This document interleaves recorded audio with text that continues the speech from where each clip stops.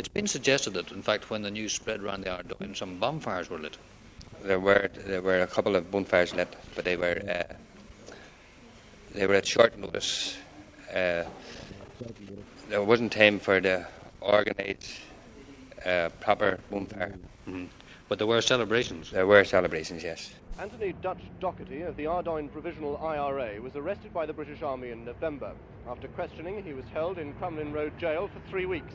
Then, on December the 2nd, he escaped. It was one of the biggest propaganda blows to the security forces since the emergency began. Then, last Saturday in Dundalk, south of the border, he was charged with 2 motoring offences and larceny. He was held in Mountjoy Prison in Dublin. Immediately, the British government issued an application for extradition on the grounds that they thought they could connect him with a riot in the Ardoyne last February, in which 2 policemen were shot. When Doherty arrived back in Dundalk for the case this morning, security was strict. He was handcuffed to a member of the police and escorted by about 30 others. At the beginning of the hearing, Doherty was unrepresented. Then 3 provisional IRA men came in and arranged with a lawyer that he should apply for bail. And it was granted in the sum of £400 personal surety from Doherty and a further £400 from a second party, a Dundalk businesswoman. A crowd of about... The main charge against Dutch Doherty and Joseph O'Hare of Newry was of possessing a car stolen outside the Republic. This is quite a normal charge in areas close to the border. Dutch Doherty wasn't represented, and this seemed to surprise a number of provisional IRA members who were in court. One of them was Martin Meehan, who escaped with Doherty early in December from Belfast prison.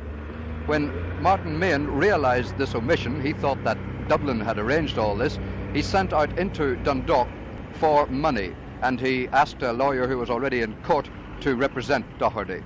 Within half an hour, Meehan had £400, and a Dundalk businesswoman, Mrs. Patricia O'Hagan, came forward and acted as surety for another £400. The magistrate accepted this, and he therefore released Doherty on bail until February the 2nd, when he'll be standing trial.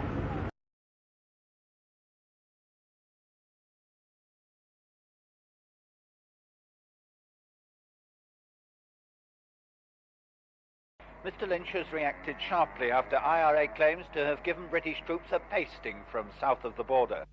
Corps of Garda, the Republic's police, were mobilised on direct orders from Dublin. The search concentrated on the area south of the border from which the terrorists had attacked British troops. After spent cartridge cases and paramilitary-type clothing was found, the Garda converged on a Georgian-type terrace house in Dundalk, where Mr. Anthony Dutch Doherty had been living since he escaped from Crumlin Road Jail in Belfast 2 months ago. 5 men were arrested here, though no one was prepared to talk about it. Morning. Is Mr. Doherty in? Mr. Doherty? Is this where the police were in the night? Yes. Would you like to tell me? No comment. A search of derelict caravans and old railway carriages on the lonely Black Rock coastline resulted in 2 more arrests.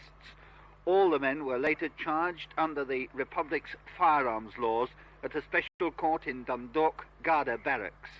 They were remanded in custody until next week. Among them were Mr. Martin Meehan, another escaper from the Crumlin, who appeared in jubilant mood shouting victory as he was escorted to the bus for Mountjoy Prison in Dublin. Despite the stern orders from the Prime Minister, even that journey took on the character of an outing. Refreshments were carried aboard the tourist coach, and the boys, as the Garda called them, left singing and waving. Whatever the attitude in the Republic, the British Army is taking no chances. They now know what can happen on this border.